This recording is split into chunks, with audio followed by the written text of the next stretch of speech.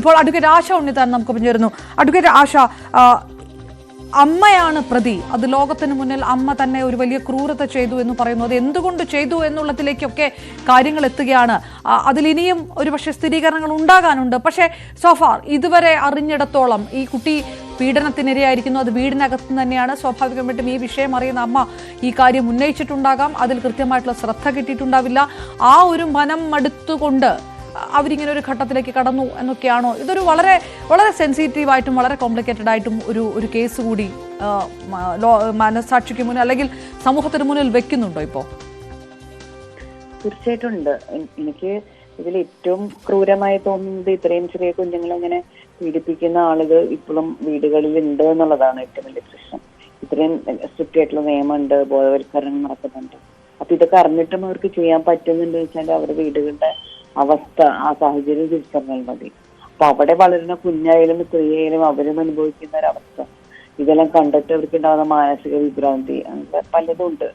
അപ്പൊ എന്തുകൊണ്ട് അതൊരു കേസ് പ്രശ്നങ്ങളൊക്കെ മുന്നോട്ട് വരാതെ അവരിങ്ങനെ ഒരു ക്രൂരകൃത്യം ചെയ്തു എന്നുള്ളത് അവർ മാനസിക പരിശോധിച്ചാൽ തന്നെ മനസ്സിലാവുള്ളൂ. അപ്പം ആർക്കാണ് ഇവിടെ ഭ്രാന്ത് എന്ന് വലിയൊരു പ്രശ്നമാണ്. കാരണം അറിഞ്ഞുകൊണ്ട് കുഞ്ഞുങ്ങളെ ഉപദ്രവിക്കുന്ന ആൾക്കാര്, അതിന്റെ പരിഹാരത്തിനായി കുഞ്ഞിനെ തന്നെ കൊല്ലുന്ന ആൾക്കാര്. അപ്പൊ ഇത് അറിവില്ലായ്മയുടെ ഒരു കാര്യം മാത്രമല്ല, ഇത് അവരുടെ വീടിനകത്ത് നിൽക്കുന്ന പല സാഹചര്യങ്ങളുണ്ട്. അത്തരം സാഹചര്യങ്ങളിൽ കുഞ്ഞുങ്ങൾ ഒരിക്കലും സേഫ് ആയിരിക്കില്ല.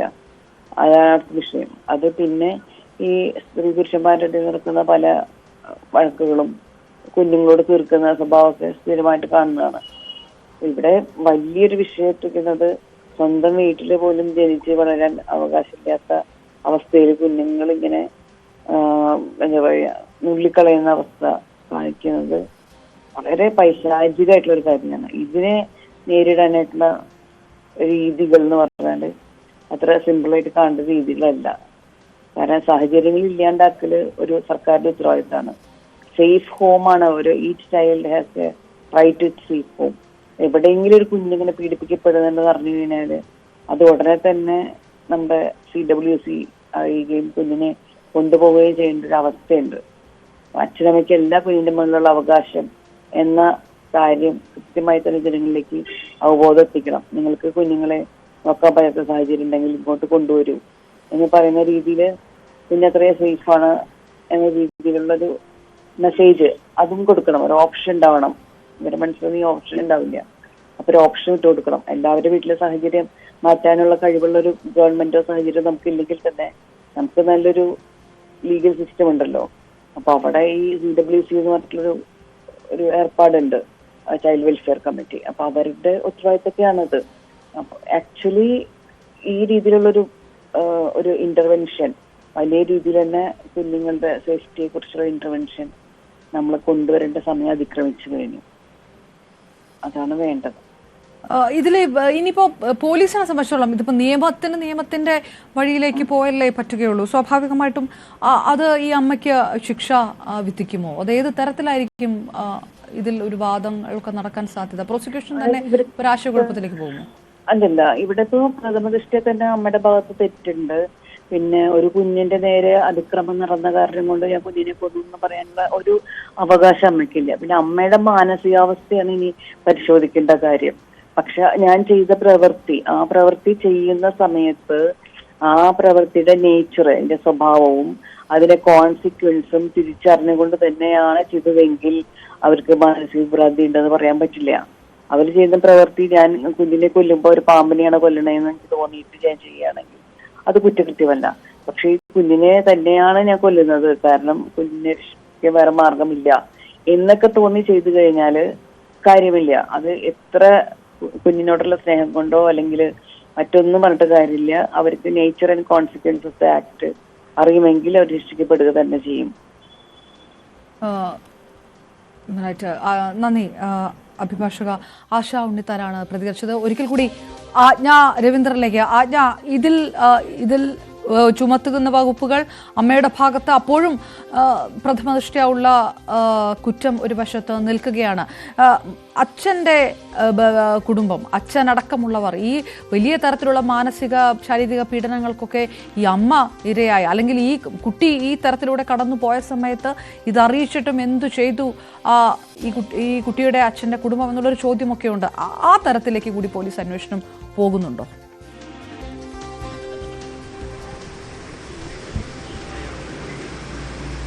തീർച്ചയായിട്ടും. കാരണം ഇത് അപർണ സൂചിപ്പിച്ചതുപോലെ കേസ് പോക്സോയാണ്. കാരണം ഈ കേസിൽ പ്രതിയെ സംരക്ഷിക്കുന്നത് തത്തുല്യമായ ശിക്ഷ അനുഭവിക്കാൻ ഇടയാകുന്ന തരത്തിലുള്ള കുറ്റകൃത്യമാണ്. കാരണം ഈ അച്ഛൻ്റെ സഹോദരൻ പീഡിപ്പിച്ചു എന്നുള്ള കാര്യങ്ങൾ നേരത്തെ തിരിച്ചറിഞ്ഞിട്ടുണ്ടോ, അതിന് ആരെങ്കിലും അല്ലെങ്കിൽ അമ്മ ഇത്തരം കാര്യം തിരിച്ചറിഞ്ഞ ശേഷം, അമ്മ ഇത് ഡിസ്കസ് ചെയ്ത ശേഷം അതിനെ അവഗണിച്ചിരുന്ന സാഹചര്യം ഉണ്ടായിട്ടുണ്ടോ?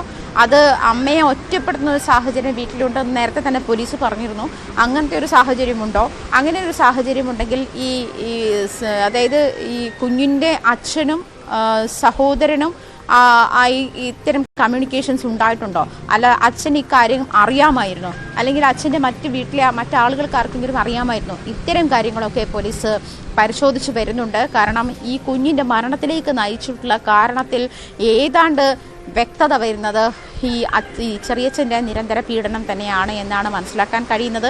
അങ്ങനെയൊരു സാഹചര്യത്തിൽ അമ്മയോട് ഈ കുഞ്ഞ് പറഞ്ഞിട്ടുണ്ടാകുമോ എന്നുള്ള കാര്യത്തിൽ, പക്ഷേ ഇത്തരം ഒരു കാര്യം പറയുമ്പോഴും ഈ അംഗനവാടിയിൽ നിന്നുള്ള റെസ്പോൺസ്, അവരുടെ ടീച്ചറുടെ റെസ്പോൺസ്, കുട്ടി ഭയങ്കര സന്തോഷവതിയായിരുന്നു. ഇത്തരത്തിൽ ഉള്ള, അതായത് ഇങ്ങനെ പെയിനുള്ള ഒരു കാര്യങ്ങളൊന്നും മനസ്സിലായിരുന്നില്ല എന്ന് പറഞ്ഞാൽ 3.5 വയസ്സുകാരി എന്ത് പറയാനാണ്, ചിലപ്പോൾ അതിനെന്താണ് സംഭവിക്കുന്നത് പോലും തിരിച്ചറിയാൻ പറ്റാത്ത, റെക്ടിഫൈ ചെയ്യാൻ പറ്റാത്ത ഒരു അവസ്ഥയാണ്, ഒരു ഏജാണ്. എന്താണ് സംഭവിക്കുന്നത്?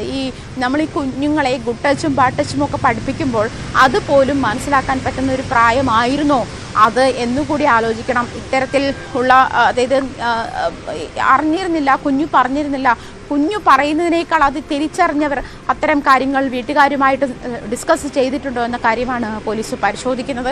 ഈ അമ്മയുടെ മൊഴിയിൽ ഇതുണ്ടായിരുന്നോ, കുഞ്ഞ് അമ്മയോട് പറഞ്ഞിരുന്നതായി അമ്മ പോലീസിനോട് പറഞ്ഞിട്ടുണ്ടോ തുടങ്ങിയ കാര്യങ്ങളൊക്കെ അറിയാനുണ്ട്. എന്തായാലും അമ്മയുടെ മൊഴിയുടെ അടിസ്ഥാനത്തിലാണ്, അതല്ലെങ്കിൽ മറ്റാരോ ഇതുമായി ബന്ധപ്പെട്ട് ഈ കുഞ്ഞിനെ കൊലപ്പെടുത്താനുണ്ടായ സാഹചര്യവുമായി ബന്ധപ്പെട്ട് മറ്റാരെങ്കിലും പോലീസിന് മൊഴി നൽകിയിട്ടുണ്ടോ തുടങ്ങിയ കാര്യങ്ങളൊക്കെയാണ് പരിശോധിച്ചത്. എന്തായാലും സംരക്ഷിക്കേണ്ടവർ തന്നെ ഇത്തരത്തിൽ കുഞ്ഞിനെ അപകടത്തിലേക്കും നിഷ്ഠൂരമായ പീഡനത്തിലേക്കും കുഞ്ഞുങ്ങളെ തള്ളിവിടുന്ന ഒരു അവസ്ഥ, അത് ലോകത്തിൽ തന്നെ നമ്മൾ മൊത്തം പീഡന കേസുകൾ നോക്കിയാലും കുഞ്ഞുങ്ങളെ പീഡിപ്പിക്കുന്ന, അതിൽ പീഡോഫൈൽസ് ആയിട്ടുള്ള ആളുകളുടെ ഒരു ഹിസ്റ്ററി നോക്കുമ്പോൾ അത് ഏറ്റവും കൂടുതൽ ഈ കുഞ്ഞുങ്ങളെ പീഡിപ്പിക്കുന്ന ആളുകൾ ഇത്തരത്തിൽ അടുത്ത ബന്ധുക്കളാണ് എന്നുള്ളതാണ് ഏറ്റവും സങ്കടകരമായ കാര്യത്തിലേക്ക് നയിക്കുന്നത്. ഒന്നുകിൽ അച്ഛൻ തന്നെ പീഡിപ്പിക്കുന്ന സാഹചര്യങ്ങൾ, അത് അച്ഛന് തുല്യനായ ആളാണ് അച്ഛൻ്റെ സഹോദരൻ, അങ്ങനെയുള്ളൊരു അവസ്ഥയിലേക്ക് കുഞ്ഞുങ്ങൾ എത്തിപ്പെടുന്നു. അതും പ്രത്യേകിച്ച് ഈ തിരിച്ചറിവില്ലാത്ത പ്രായത്തിലുള്ള കുഞ്ഞുങ്ങൾ എന്നുള്ളത് അങ്ങേയറ്റം മനോവിഷമം ഉണ്ടാക്കുന്ന സാഹചര്യമാണ്. 90% പീഡനങ്ങളും നടക്കുന്നത് കുഞ്ഞുങ്ങൾക്ക് അറിയാവുന്നത്, കുട്ടികളുടെ മേലുള്ള പീഡനങ്ങളുടെ കാര്യമാണ് ഞാൻ പറയുന്നത്. 90% പീഡനങ്ങളും നടക്കുന്നത് കുഞ്ഞുങ്ങൾക്ക് അടുത്തറിയാവുന്ന, അതായത് കുഞ്ഞുങ്ങൾ അടുത്തിടപഴകുന്ന ആളുകളിൽ നിന്നുള്ളതാണ് എന്നുള്ളതാണ് റിപ്പോർട്ടുകൾ. ഇതിൽ ഉയർന്ന ചോദ്യം, ഈ പീഡന വിവരം അമ്മയ്ക്ക് അറിയാമായിരുന്നോ, അതുകൊണ്ട് ആണോ ഇങ്ങനെ ഒരു കടുങ്കയിലേക്ക് അവർ പോയത് എന്നുള്ളതാണ്. അമ്മയുടെ പങ്ക് ഏത് തരത്തിലാണ് ഈ വിഷയത്തിനകത്ത് എന്നുള്ളൊരു ചോദ്യം പോലീസിനുണ്ടോ? അത് വളരെ സെൻസിറ്റീവായിട്ട് തന്നെ ഡീൽ ചെയ്യേണ്ട കാര്യമാണ്. എങ്കിൽ പോലും ഇവർക്ക് ഇത് അറിയുന്നത് കൊണ്ടുള്ള മാനസിക വ്യഥ കൊണ്ട് സംഭവിച്ചു പോയ കാര്യമാണോ എന്നുള്ളതിൽ എന്തെങ്കിലും ഒരു നിഗമനങ്ങളൊക്കെ പോലീസ് പറയുന്നുണ്ടോ? എത്തിയിട്ടുണ്ടോ അന്വേഷണം ആ ഘട്ടത്തിൽ? അങ്ങനെ ഒരു അനുമാനത്തിലാണ് പറഞ്ഞ ഇപ്പോൾ ഉള്ളത്. കാരണം അതായത് കുഞ്ഞിൻ്റെ മരണം നടന്ന്, അതല്ലെങ്കിൽ കുഞ്ഞിനെ മിസ്സിങ് ആണല്ലോ നമ്മൾ ആദ്യം റിപ്പോർട്ട് ചെയ്തത്, ഈ കേസ് ആദ്യം റിപ്പോർട്ട് ചെയ്തത് മിസ്സിംഗ് കേസായിട്ടാണല്ലോ. അതിനുശേഷം അമ്മ പല തവണയായിട്ട് മൊഴി മാറ്റുകയും അതല്ലെങ്കിൽ ഞാൻ ആലുവയിൽ ബസ്സിൽ വെച്ച് മറന്നു, കുഞ്ഞ് എവിടെ പോയിന്ന് എനിക്ക് ഓർമ്മയില്ല, അത്തരത്തിൽ പല തരത്തിലുള്ള മൊഴിമാറ്റങ്ങളൊക്കെ നടത്തിയിരുന്നു. അതിനുശേഷമാണ് കുഞ്ഞിനെ പുഴയിലേക്ക് എറിഞ്ഞു എന്നുള്ളൊരു വാസ്തവത്തിലേക്ക് വരുന്നത്. ഒരു പക്ഷേ ഇങ്ങനെ ഒരു മൊഴി വന്നപ്പോഴും പോലീസിന് ആ കാര്യത്തിൽ വ്യക്തതയുണ്ടാവാൻ കൃത്യമായ തെളിവുകൾ വേണ്ടി വന്നിരിക്കുക. അതുകൊണ്ടായിരിക്കും ഒരു പക്ഷേ പോസ്റ്റ്മോർട്ടം റിപ്പോർട്ട് വരാൻ വേണ്ടി പോലീസ് വെയിറ്റ് ചെയ്തത് എന്നാണ് മനസ്സിലാക്കാൻ കഴിയുന്നത്. കുഞ്ഞിൻ്റെ സംസ്കാര ചടങ്ങുകൾ നടക്കുന്നതിന് മുൻപേ തന്നെ ഈ കാര്യത്തിൽ പോലീസിന് വ്യക്തതയുണ്ട്. അങ്ങേയറ്റം രഹസ്യമായ അക്കാര്യം പോലീസ് സൂക്ഷിക്കുകയും ചെയ്തു. അങ്ങേയറ്റം പറഞ്ഞതുപോലെ അങ്ങേയറ്റം സെൻസിറ്റീവായ ഒരു കേസായതുകൊണ്ട് തന്നെ അങ്ങേയറ്റം എല്ലാ പഴുതുകളും പ്രതി ഉൾപ്പെടെ ഉള്ള ആളുകളിലേക്ക് അത്തരം ഇൻഫർമേഷൻ എത്തുന്നതുമായി ബന്ധപ്പെട്ട അങ്ങേയറ്റം പഴുതുകൾ അടച്ച ശേഷമാണ് പോലീസ് ചോദ്യം ചെയ്തത്. ഇന്നലെ പോലും ഈ പിതാവിൻ്റെ സഹോദരനെ ചോദ്യം ചെയ്തതായിട്ട് ഉള്ള ഒരു സൂചനയും ലഭിച്ചിട്ടില്ല. ഇന്നലെ പിതാവിനെയും പിതാവിൻ്റെ അമ്മയുടെയും അതുപോലെ ഈ കുഞ്ഞിൻ്റെ സഹോദരൻ മറ്റൊരു കുട്ടി കൂടിയുണ്ട്, ഒരു 10 വയസ്സുകാരൻ, അവൻ്റെയും മൊഴി പോലീസ് എടുത്തു എന്നുള്ള വിവരം മാത്രമായിരുന്നു ഇന്നലെയും ലഭിച്ചിരുന്നത്. അതായത് അങ്ങേയറ്റം രഹസ്യമായി തന്നെയാണ് ഈ കേസ് കൈകാര്യം ചെയ്ത.